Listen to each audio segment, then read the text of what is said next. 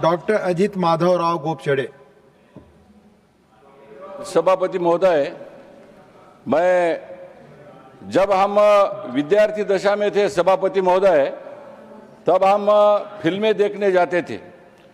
तो वो फिल्में देखने जाते थे फिल्में, तो पुराने जमाने के जो युग के जो फिल्में थी, वो फिल्मों के जो डायरेक्टर थे वो तब न्यायपालिका के बारे में तारीख पे तारीख का एक दृश्य प्रसिद्ध होता था।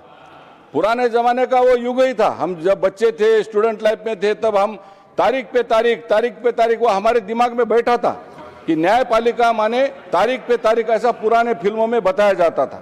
लेकिन सभापति महोदय, इस युग के नेता माननीय नरेंद्र भाई मोदी जी और हमारे विद्या और न्याय मंत्री माननीय अर्जुन राम मेघवाल जी ने इस चित्र को, चरित्र को और इस विडंबना को बदलकर, इस सरकार ने इस पूरे दृश्य की व्याख्या बदल के अब इस न्यायपालिका में गरीब, मजदूर, विद्यार्थी, किसान, महिला को तुरंत न्याय देने के लिए एक क्रांतिकारी निर्णय लिया है। इसलिए माननीय प्रधानमंत्री जी का और माननीय न्याय मंत्री जी का अभिनंदन करना चाहिए, ऐसे मुझे लगता है।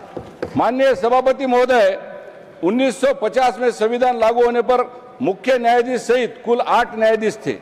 1956 में संख्या बढ़कर 11 हो गई, 1960 में 14 हो गई, 1977 में 18 हुई, 1986 में 26 हुई, 2008 में 31 हुई, 2019 के संशोधन के बाद 34 हुई और अब 2026 में 38 तक ले जा रहे हैं। यह दर्शाता है कि जैसे जैसे देश की जनसंख्या, अर्थव्यवस्था, मुकदमेबाजी की जटिलता बढ़ती है, वैसे वैसे संसद ने समय समय पर न्यायपालिका को सुदृढ़ करने का एक उत्तरदायित्व निभाया है। आज यह विधेयक उसी परंपरा की अगली कड़ी का निदर्शन करता है।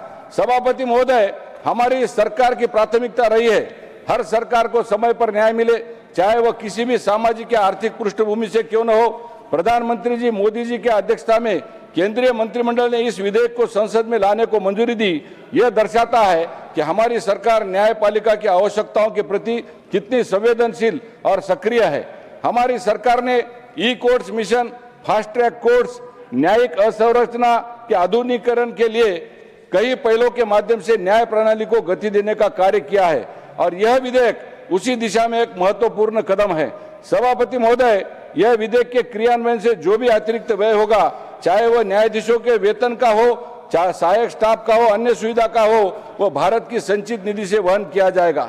माननीय सभापति महोदय, न्यायपालिका को सुदृढ़ करने का विषय किसी दल विशेष का नहीं है, बल्कि पूरे राष्ट्र का यह विषय है। मुझे विश्वास है कि सदन के सभी सम्मानीय सदस्य, चाहे वो किसी भी राजनीतिक विचारधारा से जुड़े हो, इस विधेयक का समर्थन करेंगे, क्योंकि यह सीधे तौर पर आम नागरिक, किसान, मजदूर, व्यापारी, महिला, वरिष्ठ नागरिक सभी के हितों से जुड़ा हुआ है।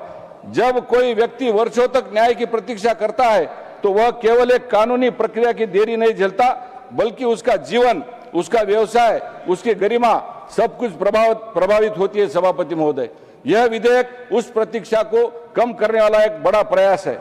सभापति महोदय, मैं अंत में यह कहना चाहता हूं, न्याय की देरी को समाप्त करना केवल एक नीतिगत लक्ष्य नहीं है, बल्कि लोकतंत्र और संविधान के प्रति हमारा एक पवित्र कर्तव्य है।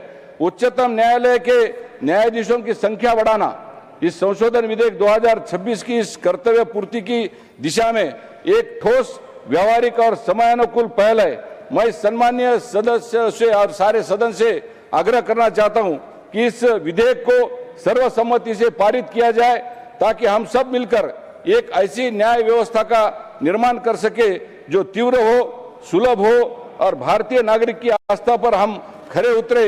मैं माननीय प्रधानमंत्री जी का, माननीय विधि और न्याय मंत्री जी का इस क्रांतिकारी पहल के लिए और एक दूरदर्शी पहल के लिए, इस हिंदुस्तान की न्यायिक व्यवस्था में पारदर्शिता लाने के लिए और गरीब जनता को जल्द से जल्द फास्ट ट्रैक में इसमें न्याय मिले, इसलिए जिस प्रकार का बदल आपने किया है, इसका मैं पूरे जोर शोर से समर्थन करता हूं। इसके माध्यम से हमारा जो सरकार है, ये सरकार पारदर्शक और गरीबों के प्रति आस्था रखने वाला सरकार है।